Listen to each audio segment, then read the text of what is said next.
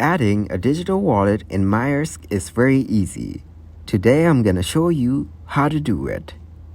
First of all, access My Finance and go to the Maersk website and log in to your account.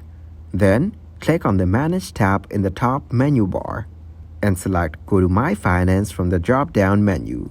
Then, navigate to Payment Setup in the My Finance dashboard. Click on the Payment Setup option.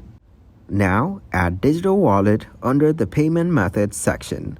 Locate the Digital Wallet subsection. After that, click on the Add Digital Wallet button. Then select Digital Wallet Provider.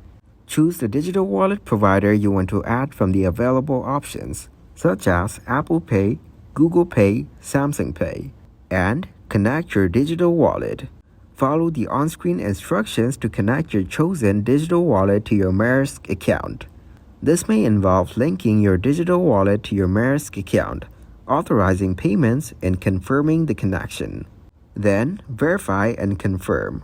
Once the connection is established, verify that your digital wallet is successfully linked to your Maersk account. Now, confirm the addition of your digital wallet by clicking on the appropriate button.